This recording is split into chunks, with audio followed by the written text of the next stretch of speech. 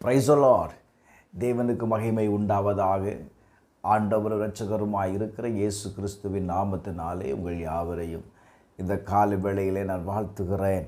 இந்த நாளுக்கான தேவனுடைய வார்த்தை சங்கீதம் 119 அதிகாரம் 116 வசனம். நான் பிழைப்பதற்கு உமது வார்த்தையின்படி என்னை ஆதரித்தருளும். என் நம்பிக்கை விருதாவாக போக என்னை வெட்கத்திற்கு உட்படுத்தாதையும்.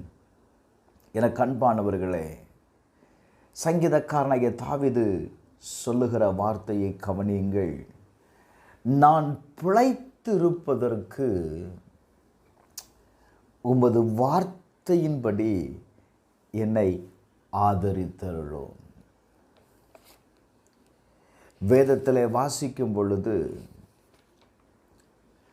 மனுஷன் அப்பத்தினால் மாத்திரமல்ல, தேவனுடைய வாயிலிருந்து புறப்படுகிற ஒவ்வொரு வார்த்தையினாலும் பிழைப்பார் என்று எழுதப்பட்டிருக்கிறது. ஒரு மனிதனுடைய வாழ்க்கையில் தேவனுடைய வார்த்தையினால் அவனுக்கு பிழைப்பு உண்டு. அவன் வாழ்ந்திருக்க இந்த வார்த்தை அவனுக்கு எதை கொடுக்கிறது அப்படின்னா, ஒரு ஜீவனை கொடுக்கிறது. அவன் சொல்லுகிறதை கவனியுங்கள். நான் பிழைப்பதற்கு உம்முடைய வார்த்தையின்படி என்னை ஆதரித்தருளும். 117 வசனம் சொல்லுகிறது, என்னை ஆதரித்தருளும். அப்பொழுது நான் ரட்சிக்கப்பட்டு எக்காலமும் உம்முடைய பிரமாணங்களில் பேரில் என்ன செய்வேன்? நோக்கமாயிருப்பேன். ஆண்டவரே, உம்முடைய வார்த்தையின்படி என்னை ஆதரித்தருளும். Glory to God.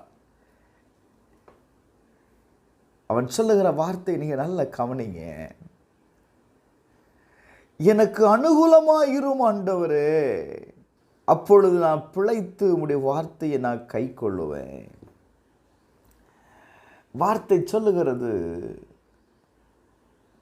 கர்த்தர் நம்ம ஒவ்வொருடைய வாழ்க்கையிலையும் அவருடைய வார்த்தை நமக்கு ஆதரவாய் இருக்குமே ஆனால், அந்த வார்த்தையை நாம் நம்பும் பொழுது ஒரு மனிதனுடைய வாழ்க்கையில் கர்த்தர் இருக்கிறதை நாம் பார்க்க முடியும்.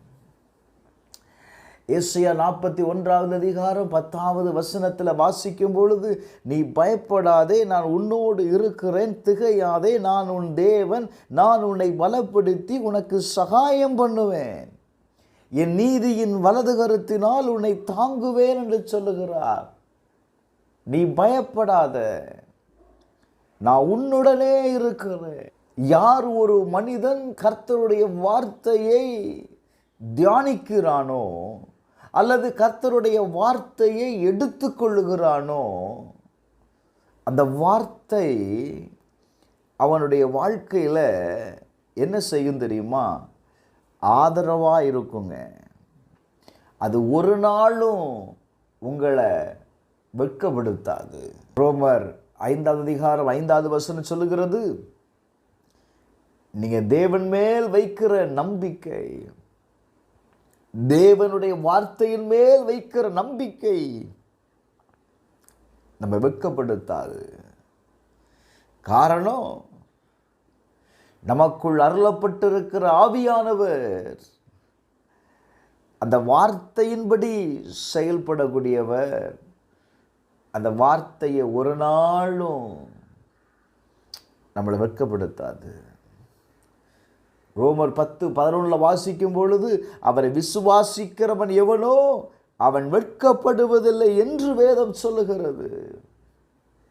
இந்த கால வேளையில் எந்த காரியத்திற்காக நீங்க ஆண்டவரை விசுவாசிக்கிறீங்க? அநேக பேர் சொல்வது உண்டு, பாஸ்டர் நாங்கள் கடவுளை தான் நம்புகிறோம்.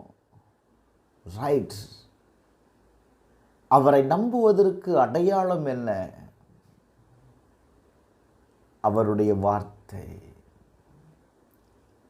அவருடைய வார்த்தையை எடுத்து நீங்கள் அந்த வார்த்தையின்படி நீங்கள் நடக்கும் பொழுது அந்த வார்த்தை உங்கள் வாழ்க்கையில் கிரியை செய்வதை நீங்கள் பார்க்கலாம். செபிப்போமா? எங்கள் அன்புள்ள ஆண்டவரே, இந்த நாளில் உம்முடைய வசனத்தின் மீது எங்களுக்கு நம்பிக்கை தாரும். அந்த வார்த்தையை நாங்கள் எப்பொழுதும் கை கொண்டிருக்க உதவி செய்யும். நாங்கள் நம்புகிற வார்த்தையின்படியே நீர் எங்களுக்கு ஆதரவாயிரும். இயேசுவின் நாமத்தில் ஜெயத்தை தாரும். இயேசுவின் நாமத்தில் அற்புதம் நடப்பதற்காய் ஸ்தோத்திரம். நாங்கள் நம்புகிற காரியத்தை கர்த்தர் நிறைவேற்றி தந்ததற்காய் ஸ்தோத்திரம். இயேசுவின் நாமத்தில் பிதாவே, ஆமென்.